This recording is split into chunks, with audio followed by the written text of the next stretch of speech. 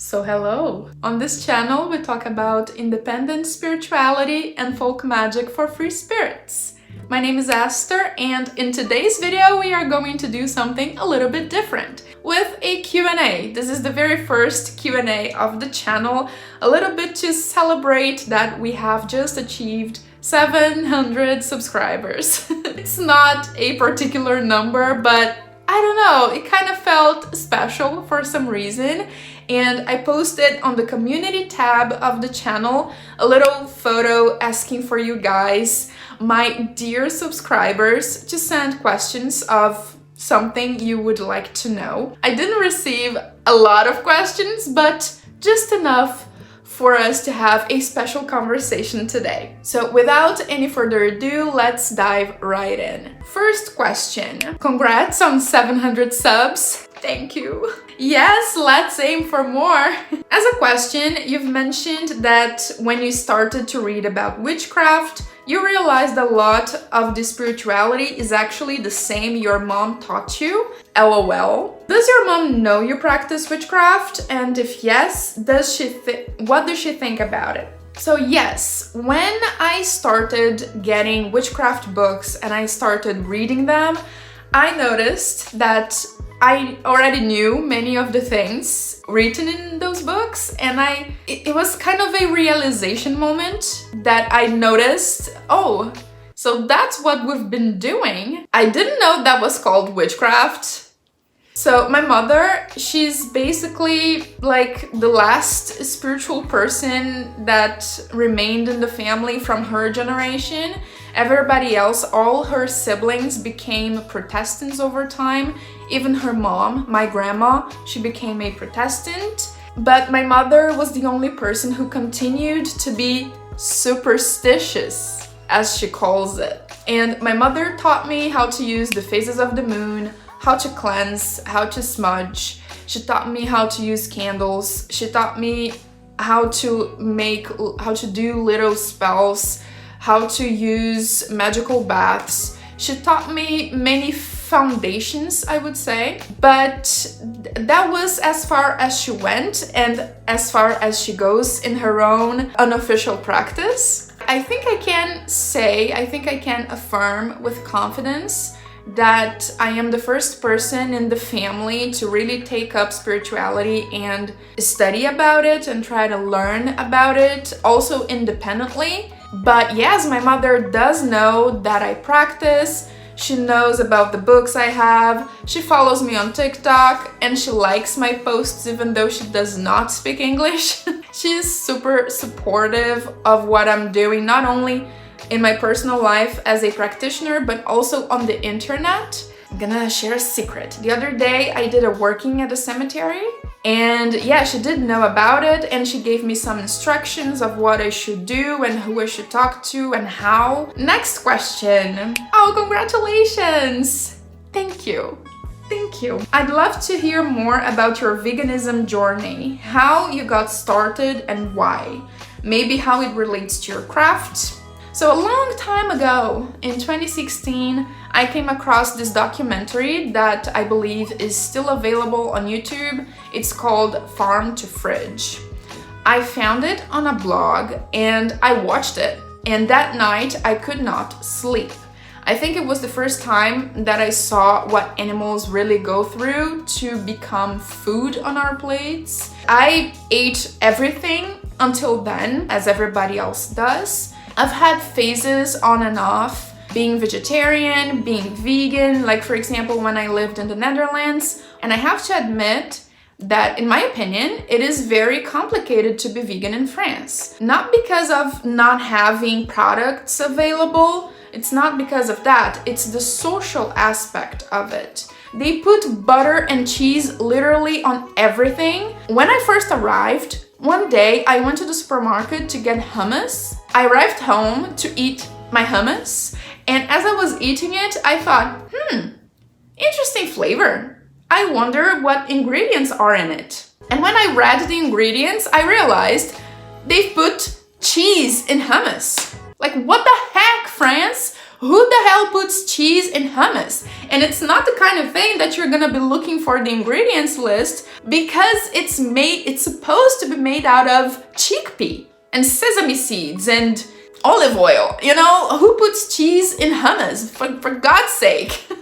But yeah, it is very complicated to escape animal products in France, and people in general are very used to consuming those products. So when you are together with other people, it can get complicated.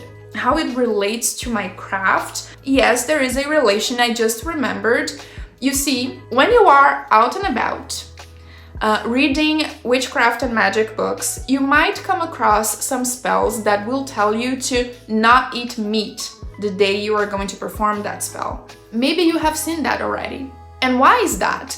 Because meat in itself has a certain energy, you know, and especially if we consider the way in which the animals are killed to become the meat we consume, this product, this final product of meat, it comes loaded with a certain type of energy, things like fear and anguish. And, you know, if you consume that meat, that energy is going to come into you. So there are some spells that you should not eat meat the day that you are going to perform it. Like, for example, I've mentioned doing a working at a cemetery. I would advise you to, like, if you are going to, don't eat meat that day, and even like the day before. So I think that it really helps my craft that I don't eat meat, because I don't have to worry about that detail when I'm going to do spell work.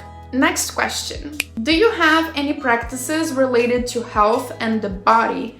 I'm looking to dive deeper into my relationship with the physical body, especially when relating to my feminine aspects. So anything you can share relating to this would be great. Thanks. P.S. What's one of your favorite films? I love both questions. So I wouldn't say that I have some specific practice related to the body, but as you've mentioned in the question, especially when relating to my feminine aspects, this can serve to any woman, any person with a uterus. There is something called the divine feminine. I'm not a specialist, but I would say that the very first step into embracing your divine feminine is to accept and to get to know your body as it is. And it goes beyond self-esteem and accepting like your curves or your imperfections. It's about embracing being a woman in the sense of getting to know your menstrual cycle. I've taken pills to not get pregnant for 9 years. 9 years of my life I was on pills without a break. After all that time, I saw the consequences of using that type of medication. It was a very hard choice for me. I was really afraid of getting pregnant because if you don't know, in Brazil, abortion is illegal. You cannot do it. If you get pregnant, you are forced to have the baby. That always scared the shit out of me. That's why I took pills for 9 years, just to make sure, you know, I used condoms and the pills just to be sure that I would not get pregnant. Anyway, as I saw that taking the pills for such a long time was being very harmful to my body and for my femininity, as a matter of fact, after a lot of inner conflict, I did it. I stopped taking the pills, and today I know my cycle as the back of my hand. It is like you see your body being filled up with life again. You feel emotions. It is a very personal choice. I'm not a doctor. If you are wondering about stopping with the pill or not, you should take it up with your personal doctor. But I'm saying that for me, it was something positive. I know when I am going to be fertile. I know when I'm going to have my period, because my cycle is really like clockwork. I know exactly every single symptom, everything. That was a very good way of also being in sync with the moon, because by the time I'm getting certain symptoms, the phase of the moon is changing, and you can definitely synchronize both things, and even like using your menstrual blood That's something that you can do if you have, let's say, feminine organs. You can take the time to get to know how those organs are, how they work, how, like, naturally how they work, and embrace that entire process. And in case you are a man or you identify as a man, I think that a good way of connecting with your feminine side, regardless of physical body, okay? I think it is to embrace your feelings, your emotions, and express them. Our society, for being so sexist, it teaches men to not express how they feel, and that's extremely harmful, not only for them, but also for the people surrounding them. Bottling up emotions gets very heavy over time, and it does take a toll on your physical body. You can have several health problems just because you're not expressing how you feel. I would say that the magical part of connecting with your physical body is really connected to the menstrual cycle and getting to know about the sacred feminine. Also, sex magic is a great way to connect magically to your physical body. So yeah, there you have a few suggestions. Get creative with them. What's one of my favorite films? I am a huge fan of Tim Burton. I adore Tim Burton. Also Guillermo del Toro. But if I would mention one of my favorite films, I could talk about so many films right now. My God. Having to choose one is really hard. You know, I am going to mention a movie that I haven't seen anyone talking about, like, on the internet. I'm guessing it's a little less known. It's a movie called Paranorman. I don't know who the director is and the people involved in the production and everything, but that movie, it really touches a very specific place because it happens in this town where there's a boy who is a medium, and everybody rejects him for being how he is, and nobody understands him because the other people don't have these psychic abilities as sharp as his. And then there's a certain mission that is passed down to him by a family member who passes away regarding a curse in the town and a witch. At a certain moment, the movie takes you back to Inquisition times where they were having witch trials, and it is a very sensitive story. I love that movie. If you don't know Paranorman, you haven't watched it, I highly recommend you do, especially if you're here on the channel. I think you will really enjoy the movie. It's an animation. I am a huge fan of animation. I think that sometimes, as adults, we underestimate the power of animation. It's not necessarily for children. I think that adults are able to get very meaningful messages out of animation movies if they pay close attention. Next question. Any advice on centering, grounding, and energy manipulation or sensing? Congrats on 700 subscribers. Thank you. I would say that meditation is key, you know, and I do plan on making a video about meditation because I think that it's not that obvious. It's not about like sit down and think of nothing. It doesn't exist. Thinking of nothing does not exist. So I really want to share how I found my way into meditation in a form that works for me. So maybe it could help other people as well, we never know. I have read books, as you know. The thing is that in each book, you will see people describing what they do a little bit differently when it comes to meditation, grounding, centering. It is important for us to take a look at what other people are doing, but personally, at least, I would say that it is going to work for you the day that you find your own little way of doing it. So I would advise you to sit down, find your meditation rhythm and, I don't know, mental pictures that work for you. Like, for example, when I center, I visualize that I am, like, every time that I inhale, I visualize this energy coming from every corner of my body and getting centered at my chest. Inhale, and I feel and visualize that energy being accumulated like here on my chest area. And then after I do that, I visualize that energy coming out of me as roots and reaching down into the ground. That's how I do it, but maybe you will find that for you, it is something a little bit different that is going to work. It takes a little bit of creativity and testing, trial and error until you find your own technique. And energy manipulation, I would say that everything starts with manipulating your own energy and putting your own energy into the things you're doing and your spells and etc. But energy sensing, I'm not sure. I don't know if that's something that can be learned or taught. I mean, I'm not sure if there's something that I can say that will make your energy sensing better or easier, because for me at least it comes very naturally. I just feel it. So I don't know if there's a spell or some kind of ritual. Probably there is. So I would advise you to look into that. Rituals or spells to unlock and activate energy sensing. Next question. Isha, my new witchy BFF from Wales. Actually from Italy, but anyway. Yes, Q&A. She's very enthusiastic.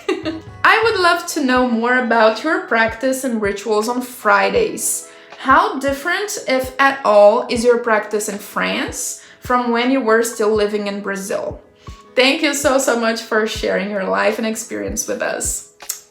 You're such a sweetheart. Fridays are the day that I take some time to venerate my pombagiras and my malandro, who are the entities that accompany me. I still have to make a video talking about them. I really have to, because I've seen some serious misinformation regarding pombagira here on YouTube. People who think that we speak Spanish in Brazil, all of a sudden they believe they can tell other people what pombagiras are or aren't, and that does not sit well with me. I do have to make a video talking about those entities. They are ancestors, basically. I'm not gonna get into much detail about who they are today because they deserve their own video, but I cook something for us to eat together. It can be lunch. Sometimes I do some special lunch. It can be candy, like last Friday I made pumpkin candy. Hopefully it's gonna be in the next vlog video. I give them red roses, I give them alcoholic beverages. So it's 3 entities that I venerate, and each one of them drinks something different. There's martini, there's cider, and there's beer. Each one of them has a different color of candle, red, black, and white. Something interesting about them is that they do not come and tell you, hey, my name is Sabrina, my name is John. No, they take up a sort of stage name, or maybe better put, it's like they join a group of entities and then they present themselves with the name of that group. There are thousands of spirits that are members at a certain group. So if there's one Maria Padilha accompanying me, and one Maria Padilha accompanying you, they present themselves with the same name because they come from the same group, but they are not the same spirit. I don't know if that makes sense. I cook something for them, I prepare their candles, I prepare the flowers, I prepare their drinks, each one of them has their glass, and I serve everything to them. I'm looking because it's on top of my bookshelf, which is right in front of me. Over here. I light candles, I burn some herbs, usually rosemary. I play some songs, which we call pontos. I put those songs to play and I sing along. Like, you can see that in one of my vlogs. I'm gonna link it up here and in the description in case you haven't seen it already. But yeah, I just cook and I sing and I burn rosemary, and that starts, calling out to the spirits to come and join me. I have this moment with them, which is very cozy, very emotional. I feel a lot of energy around me. And then I let the candles burn down completely. I leave the offerings on the altar overnight. And then next day, around the same time when I did the whole thing, I take the offerings out and I leave them outside by a tree.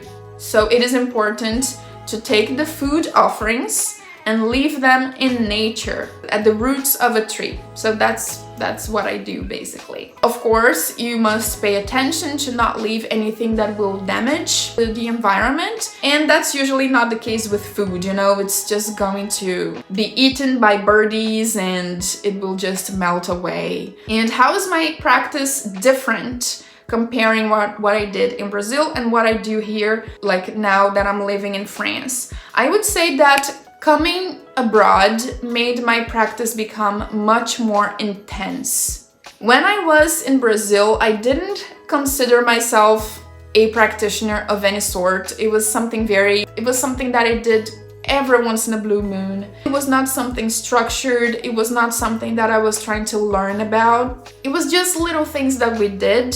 So I think that even though immigrating has its challenges, on the bright side, it did bring me closer to my spirituality and my roots. You know, I can look at my culture with a positive eye, if that makes sense, and really cherish everything I've learned and put it to practice and learn more about it. So I am very grateful at the end of the day. Even if I had many challenges, I am grateful that I got the opportunity of moving, because that changed so many things in me. One of them being getting closer to my spirituality. And as a matter of fact, spirit work was something that I didn't do like directly, personally, when I was in Brazil, because in Brazil, we tend to depend a lot on temples. People are a little bit hesitant about doing things on their own. Being in another country and not having that availability of temples all over the place really put me in this independent position where I have to go ahead and learn and do things myself. I think being here really improved my practice and made it become something more solid and structured. And last question. Good morning from Virginia, USA. Good morning. I'd like to know if your spirit guides and ancestors are able to move physical objects. Well, this is not something that they look for doing, because as I understand, it takes a lot of energy from them. So it's not something that they are trying to do all the time, and like there's no need also. But I do have a little bit of an anecdote to share. One day, not that long ago, I was looking for a lipstick of mine. I looked in every purse, every backpack, I looked everywhere on this house, and I could not find my freaking lipstick. I looked in my makeup bag, I looked in my handbags, I looked in every room. I couldn't find it, and I was like, well, whatever, I must have lost it. Next time I went to put some makeup on and I opened my makeup bag, there was the lipstick. Very same place where I had looked like the day before or something. And not to mention the day that I thought about performing a hacks, and while I was at the store looking for the ingredients, things started getting knocked over from shelves around me. That was very interesting. And I thought, like, I took it as a sign from somebody telling me to not do what I was thinking about doing. Now, how to explain that? I don't know. But what I do know is that if you enjoy what I am putting out here on YouTube, you would probably also like what I have been doing on Patreon. Over there, you have access to exclusive bonus content for only 1 cup of coffee per month. So make sure to take a look at the first link in the description to check it out. Thank you so much to everyone who sent a question. I am very happy to see this little community start growing little by little, and I am very grateful for each and every one of you. As always, thank you so much for watching, and remember, practice makes perfect. So let's get witching. Bye bye.